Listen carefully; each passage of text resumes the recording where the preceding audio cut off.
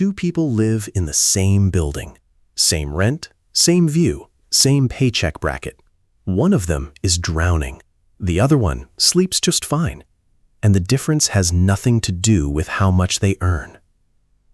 Let's talk about the guy in apartment 4B. He makes 95 grand a year.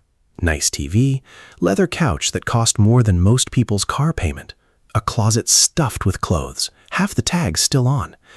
And every month, he checks his bank account like he's defusing a bomb.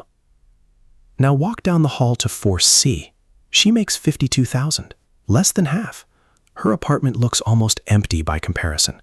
A decent couch, a TV that just works, a closet with only the stuff she actually wears, and she's sitting on over a year of expenses in savings. Same building, same city, nearly opposite financial lives. So what does she know that he doesn't? Here's the thing nobody tells you when you get your first real paycheck. Everything you buy costs you twice. The first cost is the price tag. The second cost is the one that quietly drains you for years afterward, and almost nobody calculates it. Think about a treadmill sitting in a spare room. That room costs you rent whether you use it or not. Now that treadmill isn't just $300. It's costing you real money every single year just to exist in your home, and odds are it's holding up laundry instead of burning calories. Or think bigger. A boat in the driveway, insurance, registration, winterizing, repairs nobody warned you about. Boat owners will tell you, only half joking, that the two best days of ownership are the day you buy it and the day you sell it. And it's not just money, it's your head. Every object in your home is quietly asking for a piece of your attention. Clean me, organize me, insure me, worry about me. Scientists have actually measured this. Visual clutter spikes your stress hormones without you even noticing it's happening. So here's your first shift. Before you buy anything, do this one calculation. Take the price, divide it by how many times you'll actually use it. That's your real cost. A $200 jacket you wear twice? That's $100 a wear. Brutal. But a $400 jacket you wear 200 times? That's $2 a wear. Suddenly, the expensive one is the smarter buy. Flip that gadget on your counter you used once at Christmas. Divide the price by one use. Feels different now, doesn't it? Next, walk through your own place and ask one honest question about everything you own. If this disappeared tonight, would I actually go buy it again? Be honest. The bread maker in the back of your cabinet, would you replace it? For most of your stuff, the answer is no. That stuff isn't neutral. It's actively costing you space and headspace for zero benefit. Sell it, donate it, let it go. People describe this process as uncomfortable for about a day and then strangely freeing for months. Now, here's where most high earners quietly bleed money without realizing it. Upgrading things that already work. Your phone still calls, texts, and runs your apps fine, but the new one has a slightly better camera. Your car still starts every morning, but the new model looks sharper in the lot. None of that is a repair. That's just marketing wearing a disguise.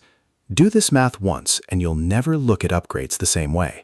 Swap your phone every 2 years instead of every 5, and over 3 decades that habit alone can cost you tens of thousands of dollars.